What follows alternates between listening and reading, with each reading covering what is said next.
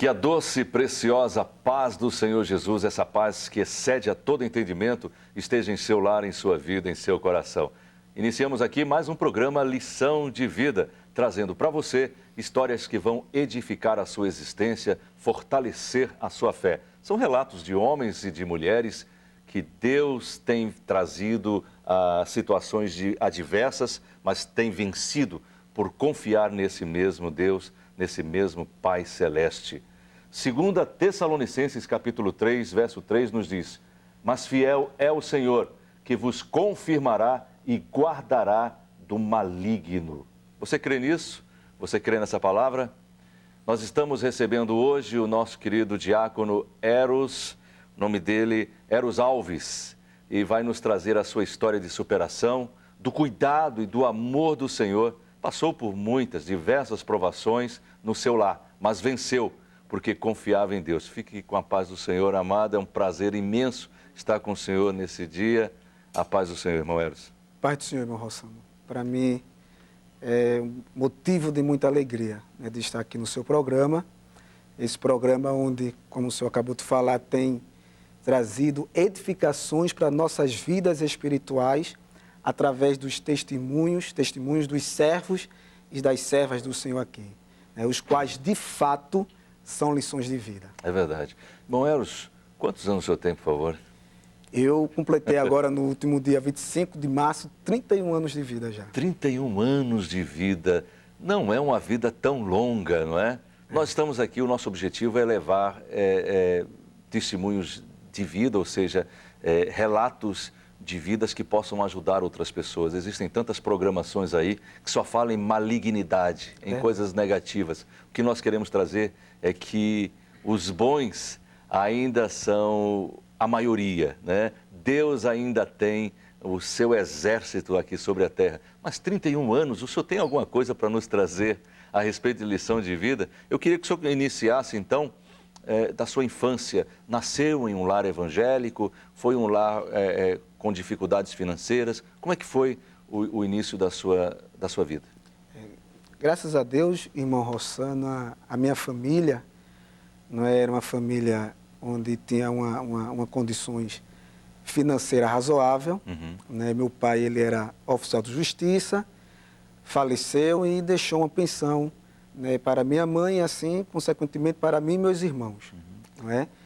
Ele faleceu, o senhor tinha quantos anos? Quando ele faleceu, eu tinha 11 anos de idade. 11 anos. 11 anos de idade. Então chegou a conviver bem com... Convivi bem com ele e lembro dele até hoje nitidamente. São quantos irmãos? São, no total, eu e mais 2 irmãos. Mais 2 irmãos. Eu sou o caçula da família. Então a família tinha uma boa condição financeira? Tinha uma boa condição financeira, não é?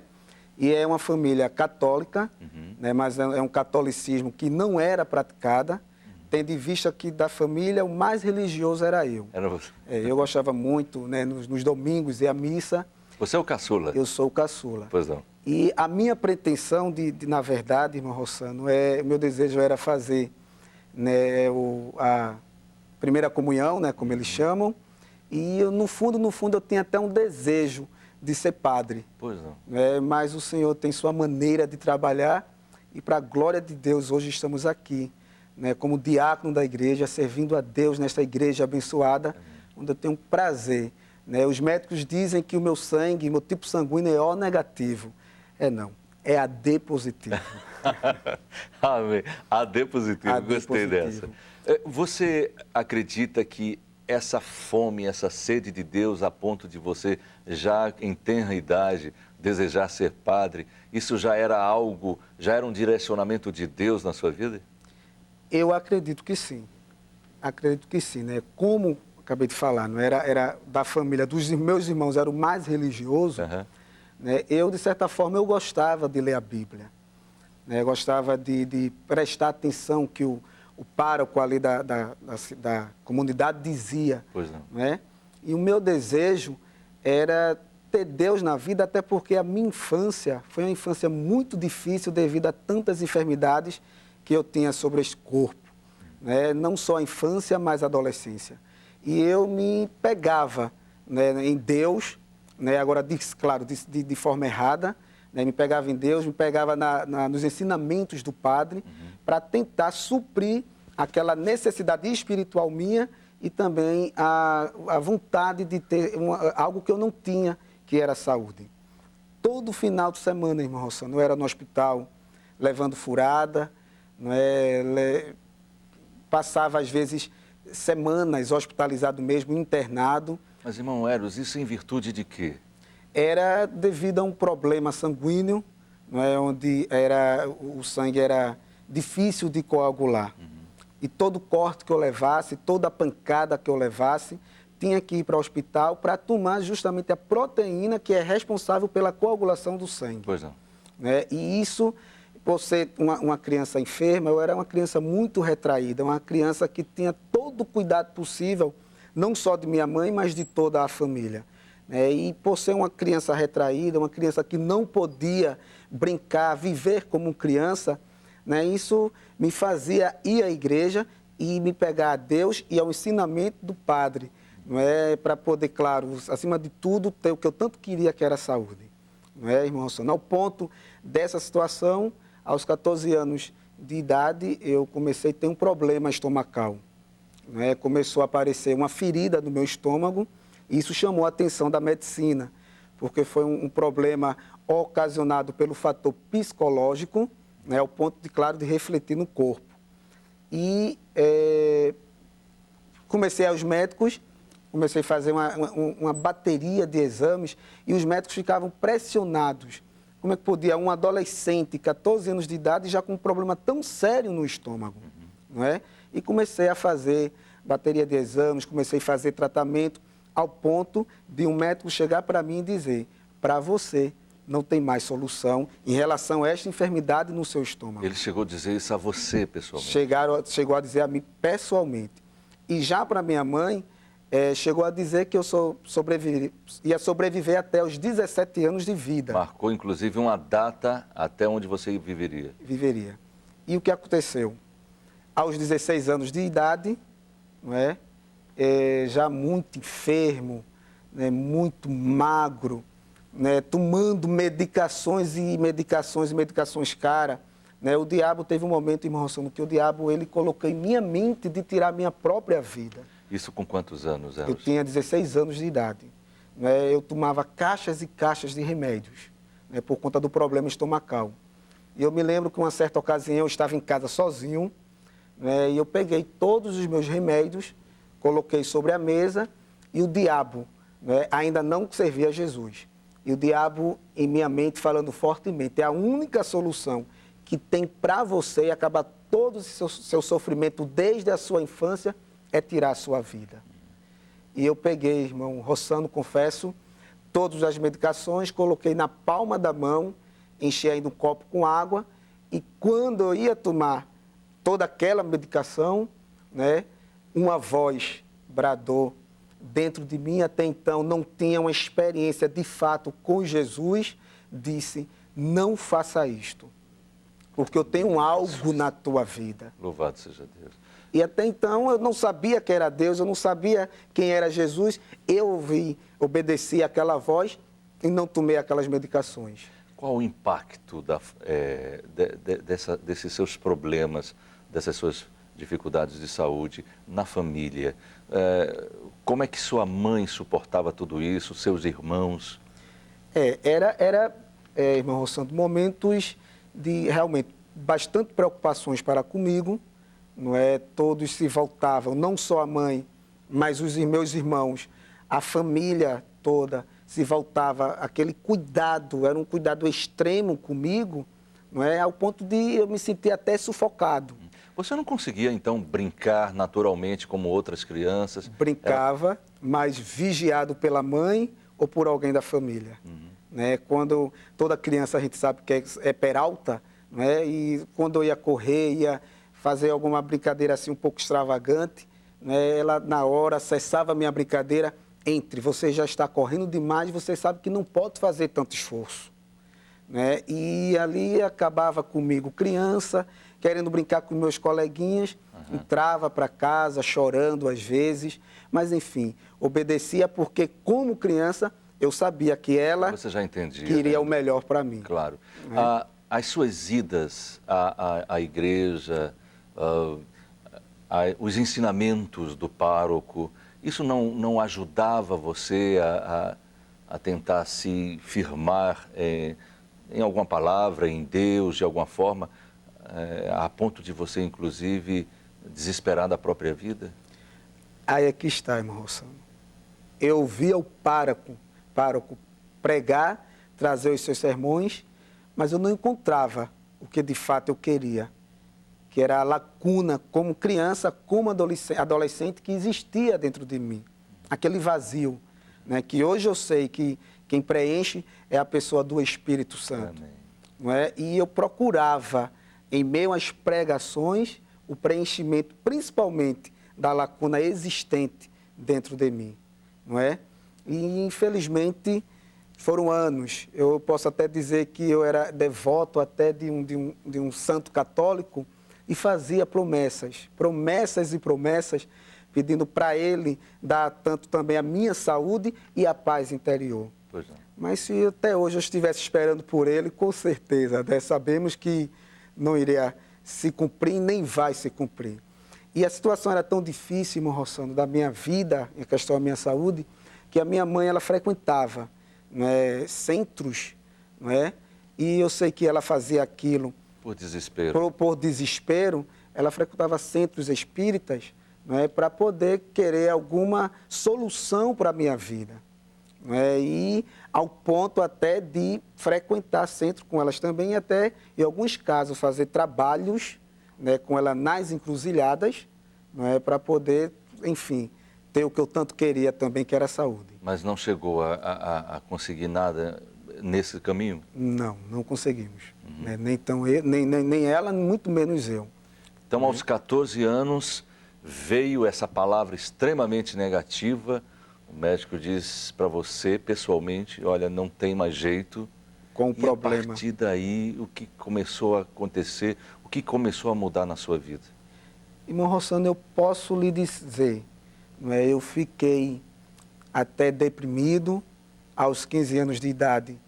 Eu comecei a fazer até tratamento psicológico, não é? Porque eu não aceitava, como adolescente, uma vida ainda iniciando, não aceitava como adolescente perder a vida dentro dos hospitais, à base de remédios, e aquilo me inquietava muito, né? Ao ponto de minha mãe levar ao psicólogo. Comecei a fazer, ainda fiz algumas sessões, não é? E aos 15 anos, eu me lembro que a doença já estava muito avançada.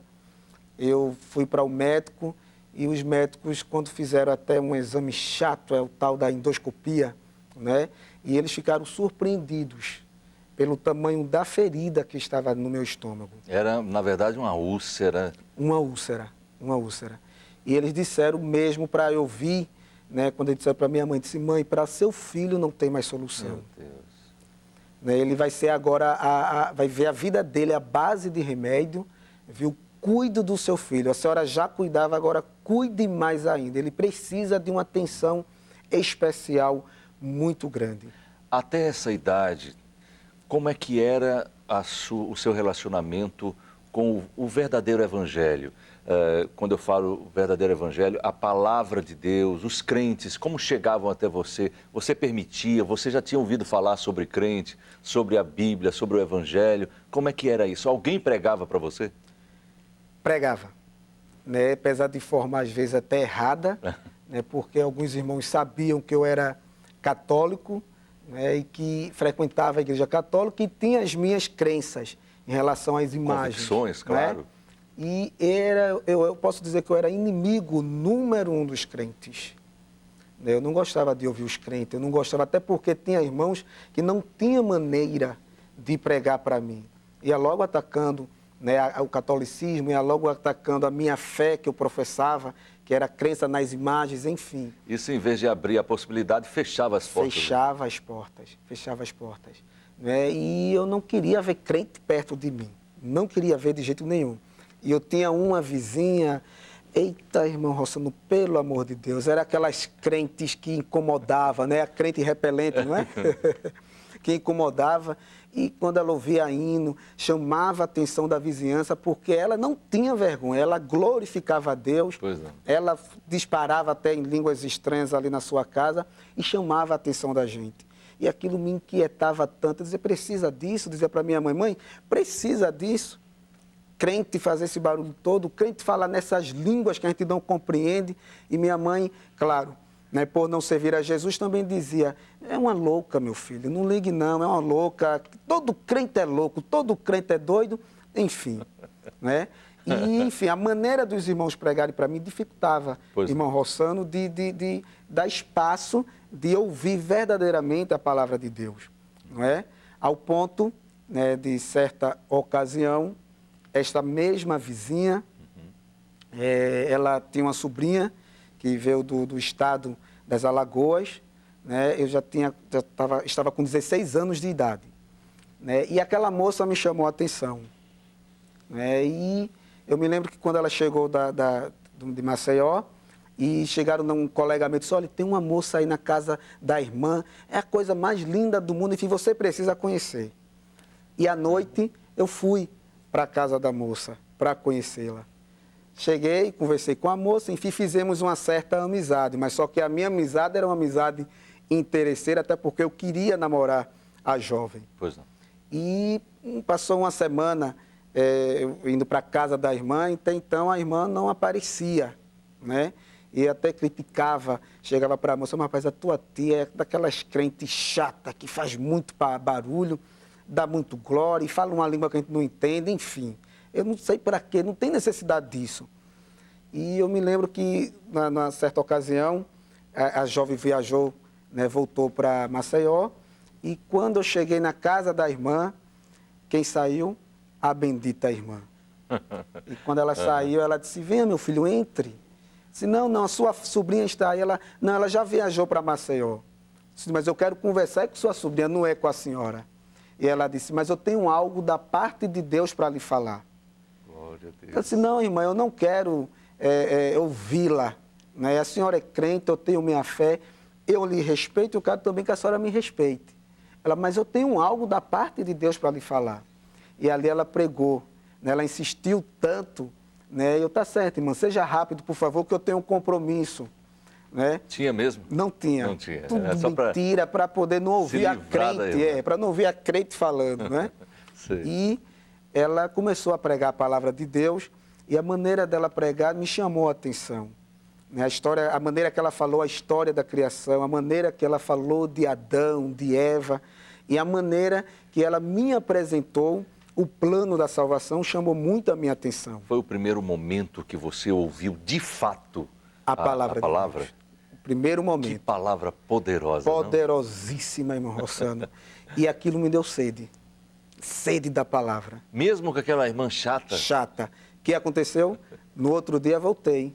Voltou lá na irmã? Disse, irmã... Já não era mais pela sobrinha? Não. Irmã, pregue mais um pouquinho para mim. Eu quero ouvir. E ela, tá certo, meu filho. E começou a pregar N coisas e até tirava matava as minhas curiosidades em relação à Bíblia. A própria Bíblia. Né? E até dizia, olha, mas por que o padre disse assim? Uma freira lá disse assim. Não é assim, Eros. A Bíblia diz assim, assim, assim. E ela começou a me levar para a igreja. E o senhor começou a ir à igreja evangélica? A igreja evangélica. A igreja dos crentes. A igreja dos crentes. Mas ainda era católico. Era católico. E comecei... Continuava indo para a sua igreja também. Católica. Pois não. E comecei a frequentar a Assembleia de Deus, ali de Cavaleiro, né, da área 15. Mas eu me senti inquieto, irmão Rossano, por conta do barulho, no momento da oração, aqueles crentes orando, aqueles crentes fazendo barulho. Era uma língua que eu não entendia. E eu disse para ela, irmã, quando terminava os cultos, irmã, não tem uma igreja menos barulhenta, não, uma igreja que fale pouco essa língua aí que eu não entendo. Eu disse, olha, Eros, existe, mas é nessa igreja que o Senhor me chamou e é nesta igreja que o Senhor vai te chamar. Oh, aleluia! Era uma convicção, irmão Rossano, né, tremenda, e aquilo me chamava a atenção. Né, e eu aí foi quando o Espírito Santo começou a trabalhar em minha mente. E eu dizia, um dia, quando eu for crente, eu quero ser crente como essa irmã. Louvado seja Deus. No caso, Deus já estava trabalhando de uma forma tão maravilhosa que você já admitia a possibilidade de entregar a sua vida para Jesus. Exato, exato. Maravilha. E foi quando, no dia 14 de setembro... Antes de você chegar nesse dia 14 de setembro, Pois não. Eu queria ressaltar um fato. De fato, a irmã poderia até não ter um estilo muito apropriado para pregar, mas pelo menos você via vida na existência daquela irmã. Porque após uma pregação, uma ministração dela, você ficar tão apaixonado pelo Evangelho, é porque de fato ela tinha vida. Tinha vida. Ainda que fosse algo meio que fora do comum, não é? Gritando um pouquinho, tudo, mas ela tinha uma vida e essa vida impactou você. Me impactou. Era uma mulher muito sofrida, dentro do lar também. Né? Passava problemas seríssimos com o esposo. Né? O esposo desviado da igreja. Né? E com o passar dos tempos, ela dizia para mim que devido à provação que ela enfrentava, ela se aproximava mais de Deus. Né? E ela tinha mais comunhão com Deus devido às adversidades que o Senhor permitiu que ela enfrentasse para que ela chegasse mais perto de Deus. Ao ponto, né, de chamar a minha atenção, né, como podia ser uma crente aquele fervor todo, né, chamava não só minha atenção, mas a atenção da vizinhança, porque era barulho, irmão. Você achava que ela vivia num mar de rosas, né? No mar de rosas. De repente você percebe que não, que ela passava por situações realmente difíceis, mas ainda assim ela professava Jesus, ela estava envolta num clima celestial. Exato. Mas aconteceu no dia 14 de setembro. O que aconteceu? No dia 14 de setembro de 1996. A irmã, até o nome dela é a irmã Neide, né, mora em Maceió, ela disse para mim: Eros, está tendo uma cruzada da nossa igreja, até na praça, enfim, lá em Cavaleiro, e eu gostaria muito que você fosse para a cruzada. Eu disse: mas irmã, eu não disse para a senhora que, se fosse possível, eu queria frequentar uma igreja menos barulhenta. Né? Eu até na ocasião brinquei com ela: por que a senhora não abre uma igreja?